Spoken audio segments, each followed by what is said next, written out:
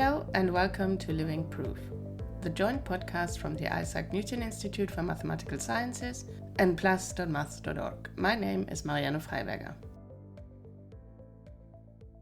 My colleague Sarah Khan from the Newton Institute and Rachel Thomas from plus.maths.org, they aren't here today, but that's okay because we have Zhouli Xu to take us on an exciting journey into higher dimensions, to retrace his route to a proof of an important problem in algebraic topology. Last year, together with Weinan Lin and Guzhen Wang, Xu proved the Kerver invariant problem for dimension 126. In this podcast, we will get a gist of what that problem is about, hear about the long and sometimes arduous journey towards a proof, and we get some advice from Zhouli for young mathematicians. Zhouli is a professor in the Department of Mathematics at UCLA, and he's here at the Newton Institute to attend a research program called Equivariant Homotopy Theory in Context.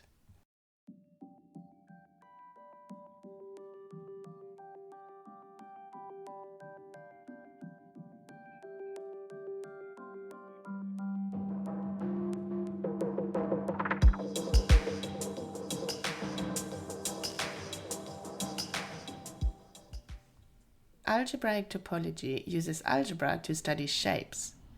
And the Kerver invariant problem, like many other problems in algebraic topology, is all about spheres. So I started off by asking Zhouli, why spheres? In geometry, people study all different kinds of shapes, and the sphere is, round and, everything, and so it's kind of like also like very beautiful object. So if you think of things in dimensions, like in higher dimensions, like topologists study dimensions, right?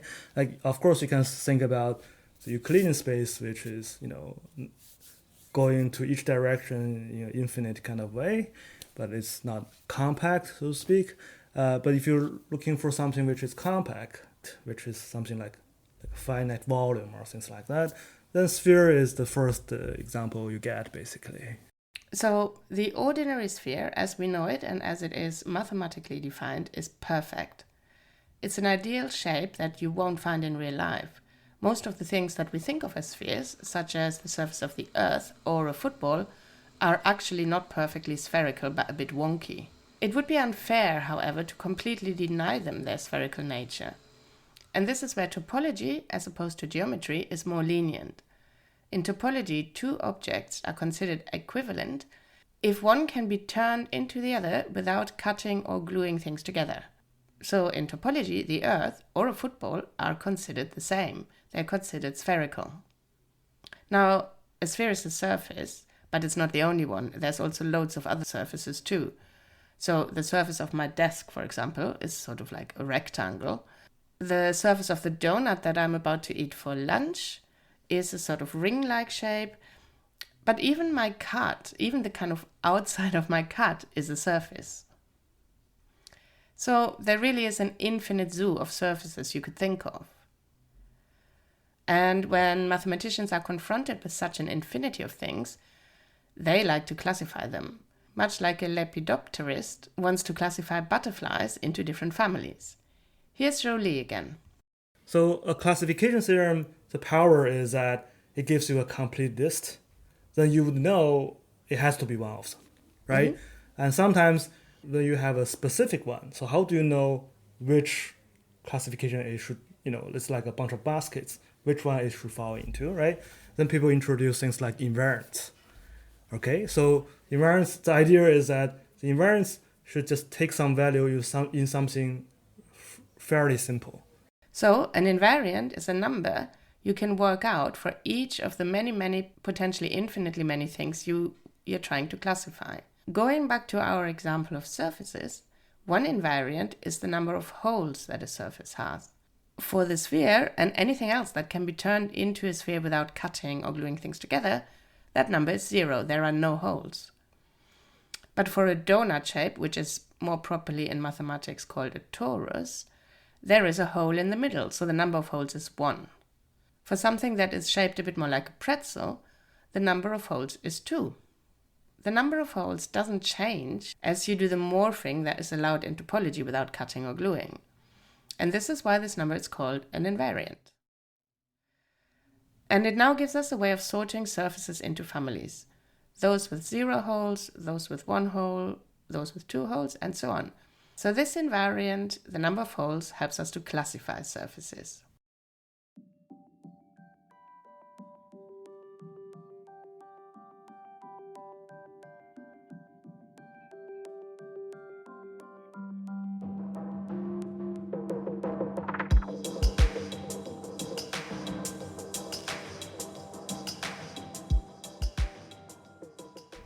Now is the time to widen our horizon and think about higher dimensions.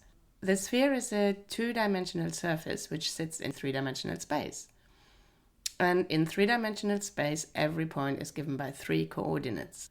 The up-down coordinate, the left-right coordinate, and the backwards-forwards coordinate. That's what makes the space 3-dimensional. Now, a sphere sitting in that space is made up of all those points that are the same distance from the center of the sphere. And that distance is the radius. There is nothing to stop you from imagining a space in which every point is given by, for example, 17 or any other number of coordinates. You can't visualize this space, but you can certainly define it mathematically.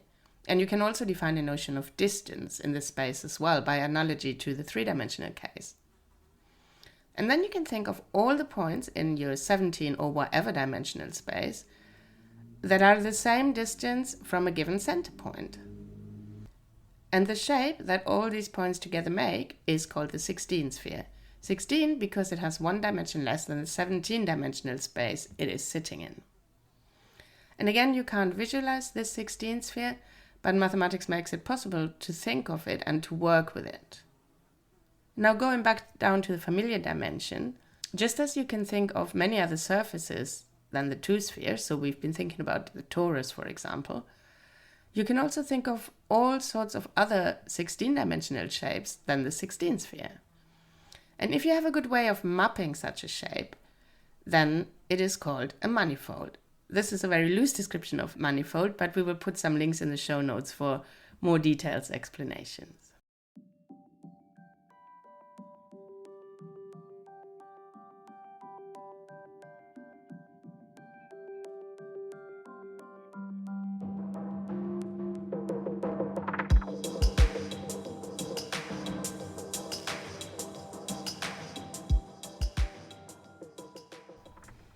The Cavere invariant problem asks a slightly different question from what we thought of before, which was about turning manifolds into spheres without cutting or gluing. What if we allow a process that is rather ominously called surgery, which does allow you to cut bits out of a manifold and glue another bit back in? Is it then possible to turn a shape into a sphere? Well, if you think about the torus with its hole in the middle, you can imagine slicing through it so that you get something like a bent around tube. You can then glue the ends of the tube together or glue the cups on the ends. And then if you imagine blowing the whole thing up like a balloon, you can turn it into a round sphere. So in this case, what we've done is we have used surgery to turn a torus into a sphere. The Cavere invariant problem concerns framed manifolds in any dimension. A framed manifold, very, very loosely speaking, is a manifold that comes with a specific sort of description of how it sits in the surrounding space. And the question is whether such a framed manifold could be turned into a sphere of the same dimension using surgery. Or more precisely, the Cavere invariant problem asks whether in a given dimension there exists framed manifold that can be turned surgically into a sphere. The Cavere invariant itself is a number named after the French mathematician Michel Cavere, which gives us the distinction between framed manifolds that can be turned into a sphere using surgery, they go in one basket, and manifolds that can't be turned into a sphere using surgery, and they go into the other basket. Here's Zhouli again. So manifolds is like this higher dimensional shape. It could be like rather complicated. So surgery is a particular way of cut and paste. If one manifold can be surgically converted to another one, we say they are equivalent in some sense, right? So it turns out for these specific things called frame manifolds in higher dimension, in all dimensions, a question is, can such a manifold be surgically converted to a standard sphere? well, maybe not standard, like a framed sphere. It turns out the covariant invariant is the only invariant. So it can if and only if it has value 0. It cannot if and only if it has value 1. Now, mathematicians worked on this problem long before Zhouli started to work on it, and they made some headway. So basically, I think this is back in the 1969. Bill Browder from Princeton, he proved that the only dimensions there could be a manifold that has covariant invariant 1, cannot be converted into a sphere, could only exist in dimension 2 less than a power of 2. So that would be 2 less than a power of 2 would be 4 minus 2 is 2. 8 minus 2 is 6. Blah, exactly. blah, blah. Yeah. And then 126 is of the form Yes. 2 minus a power of 2 minus 2. Yes. And it was the only one for which the answer was not known yet. So the question that was left was whether there are 126 dimensional manifolds that cannot be turned into a sphere using surgery. In other words, that have covariant invariant 1. It was a big open question, and the fact that there was only one dimension left was obviously tantalizing. But the problem was also thought far away from reach. I asked Zhouli when and why he started working on it. So this is like a funny story I consider myself. Basically starting when I was a first-year grad student. So I remember walking into the office of my advisor, Peter May, at the University of Chicago. So there are a few other students, they're talking math. And then Peter was expecting me because I was like an incoming student who I'm already wanted to work with Peter May because I wanted to study algebraic topology. Then we were just, chit-chat, and out of a sudden, Peter May mentioned, recently Hill-Hopkins-Rabinow, they solved this covariant invariant problem with one exception, this dimension 126. Why don't you solve it? That's going to be your thesis problem. I was like, I heard about this problem, of course. I know some background, and I was, of course, very interested in, learning what's going on. But I didn't expect to hear that it would be a thesis problem, right? Because that sounds like super hard, right? Because, right? Yeah, it does, yeah. and Hill-Hopkins-Rabinow result at that time was like very recent. So a lot of people are working on this remaining dimension, trying to generalize their method, explore, other things. So I thought my advisor Peter May was joking completely, right? And was he joking or was he serious? So later on, I think during the same day, he was mentioning to other people like he's only half serious. He's half serious. But he scared you enough, right? Yes, and I think a week later, he's meeting with all the incoming grad students. We were just chatting. I think there was like 5 or 6 of us sitting in his office. He mentions it again. He's saying like, "Oh, Zhouli is going to solve it." That's when I know he's like maybe a little bit serious. Like right. he thinks that's a perfect thesis problem. Yeah. But the game changer, the thing is, so during the first year we have to take classes, right? So I didn't really think about this problem. Then after first year we pass all the qualifying exam, this kind of thing. So Peter May suggested I should talk to Malcolm Howard. He's a professor at Northwestern. He's the expert on this problem in the world. I mean, this covariant invariant problem sits inside of a bigger theme called stable homotypic groups of spheres. So Howard has this encyclopedia kind of knowledge of everything, not just the literature. A lot of things are just in his mind. So Peter May's thesis, my advisor's thesis, was on this when he did his thesis. He's already, at that time, I think 75 or something. So he didn't work on this for the last 4 or 5 decades. So he's not an expert anymore, right? So he suggests I should talk to Malcolm Howard, which is only like an hour drive. So basically So me to Malcolm Howard, and I start to visit him like once a week. So during the first meeting with Malcolm Howard, I mentioned, I'm familiar with things. So this problem is about dimension 126, right? I was saying I'm familiar with things up to dimension 40. It's like a progressive kind of thing, and I wanted to work on this thing in dimension 126. his comment was, that's a lifelong problem, basic. And immediately he suggests a bunch of other problems in lower dimensions, which are, great practice for me. And so basically I was working on other things, but still back in my mind, I was trying to, yeah.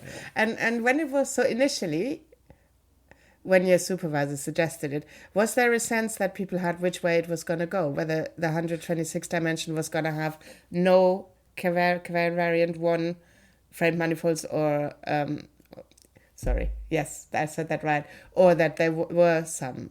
Like, what was the sense? What the answer was going to be? That's a great question. I think there's really no good reason for either way.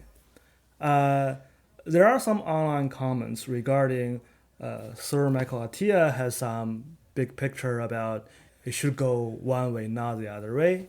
But there are also comments regarding that suggestion is not precise at all, because otherwise you'll be able to resolve it, right?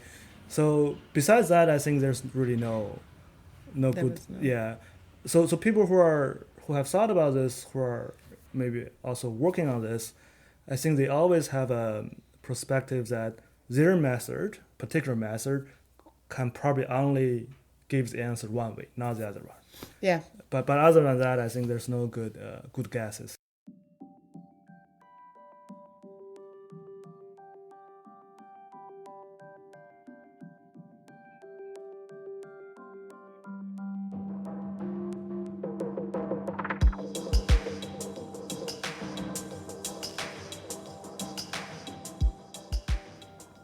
So, is there any way in which you can give us a sense of what is so different or special about 126 that meant that it wasn't previously already proven?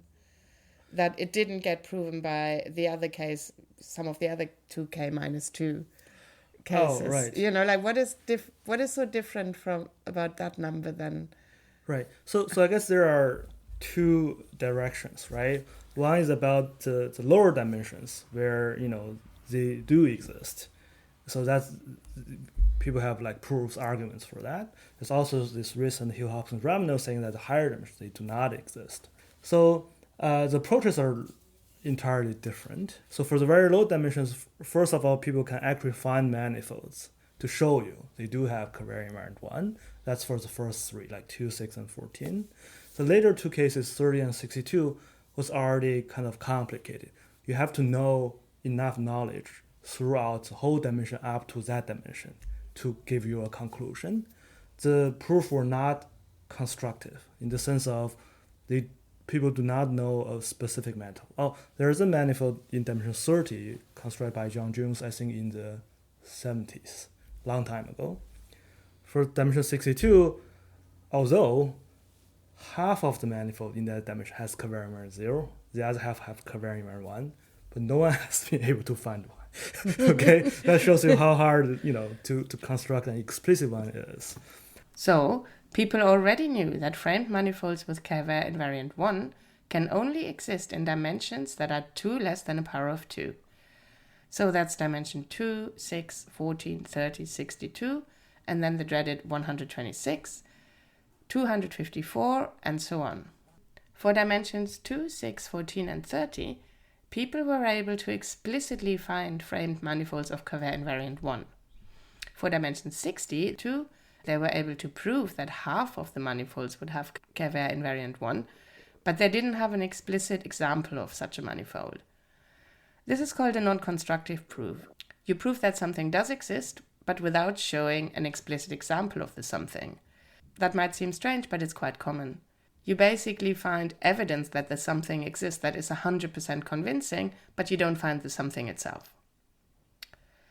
What about those manifolds of dimension higher than 126, so from 254 onwards? A totally different strategy for proof was used here, but it was possible to show that in these cases no framed manifolds with covariant invariant 1 can exist. They all have covariant invariant 0, meaning they can all be turned into a sphere using surgery. And this leaves us with dimension 126.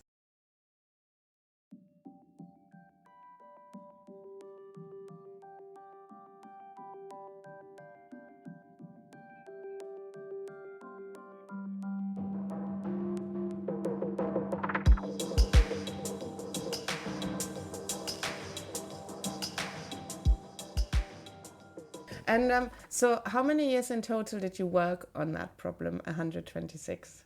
Right. So I started as a grad student in 2011. So that will be like 13, 14 years. Yeah. So the first paper I read in very detailed way is the construction of the proof for dimension 32. So that's the last case before the 126. So I spent a lot of time reading that. So that paper was very interesting that you do not need to know complete information up to 62. There's a shortcut. You only need to know things around like 3/4 of the range, like about 45, 47, that range. Then they were able to do something and manage to prove the existence of the 32 result. Mm-hmm.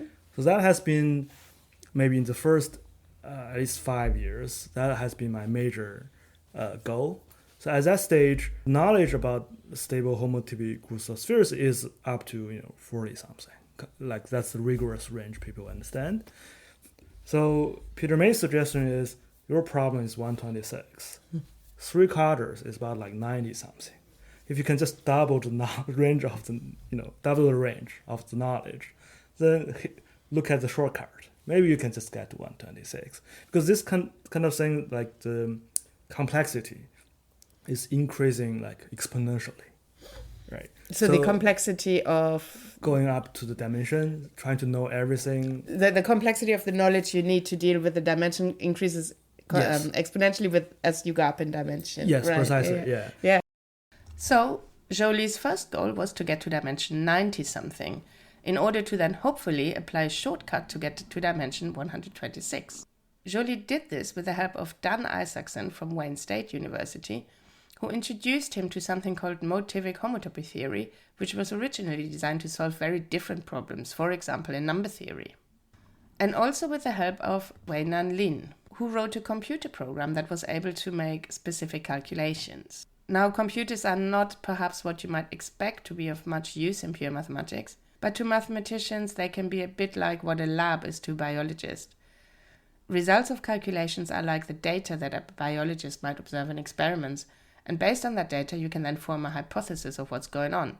And then you can go off to try and prove the hypothesis. Using this kind of help from computer computations, Zhouli and his colleagues finally got to a dimension around 90. Then, of course, my most excitement is this shortcut, right? 90 is probably enough. So the next, I guess, many years, I try to hit really hard with this shortcut. But that wasn't easy. In order to make progress, Zhouli needed to be able to make certain computations of something called differentials. So he tried to find the best way of doing this. But there were just too many methods, and none which could do everything. So when I started meeting with Malcolm Howard, I asked him, like, there are so many different ways of trying to compute this in the literature. What's the best way? I was being lazy, right? So I was like, if there's a best method, I just learn that. Totally. Right? Yeah. It was like, there's really no best method.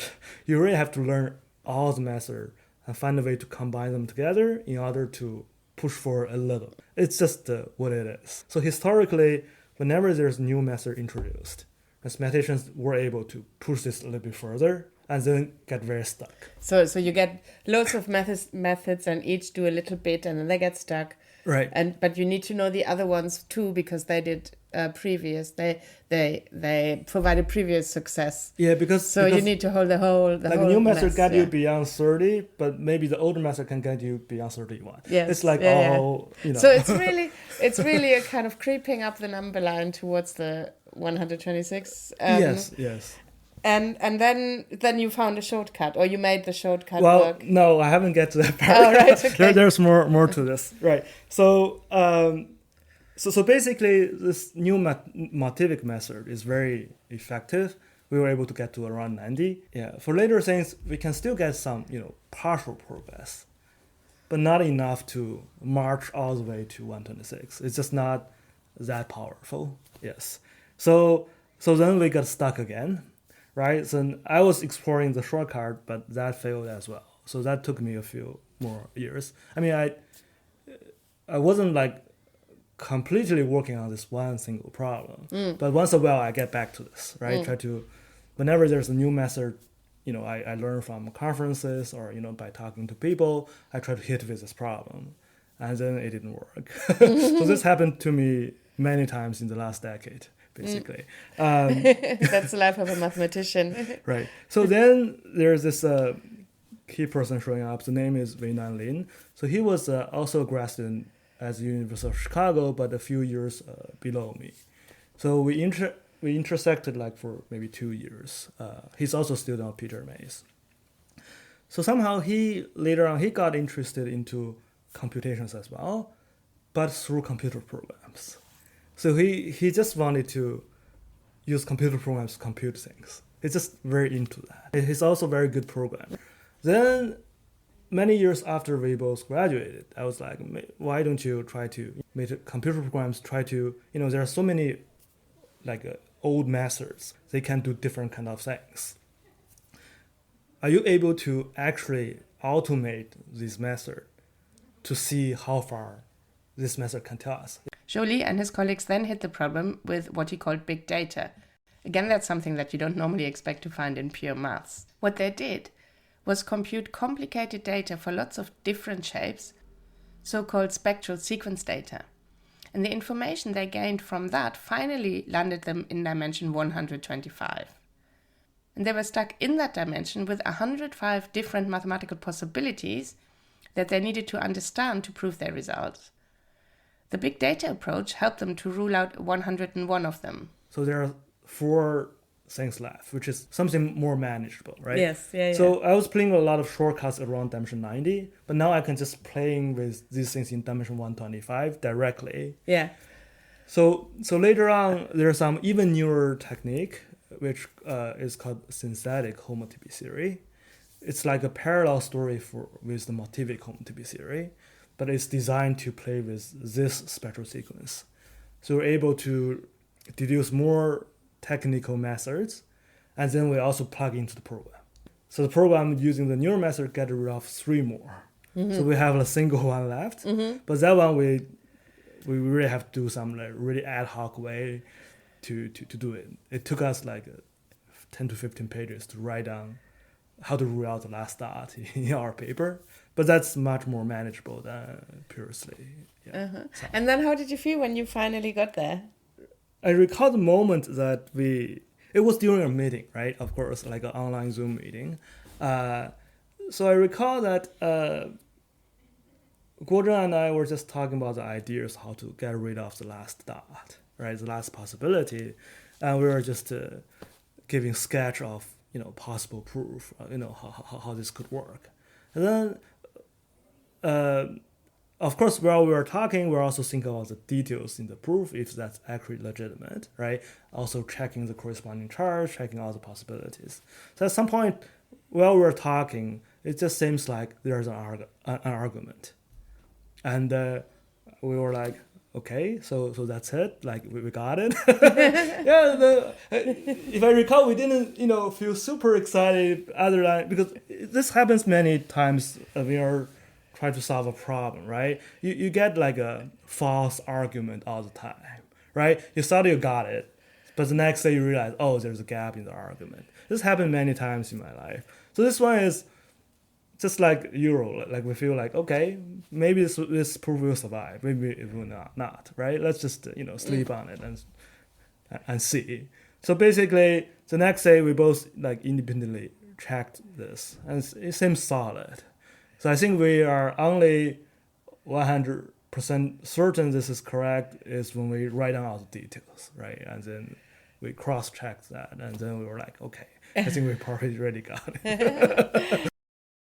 So they had finally proved that in dimension 126 there exist framed manifolds with Kervère invariant 1 that can be turned into a sphere using surgery. This proof then finally settled the Kervère invariant problem for all dimensions.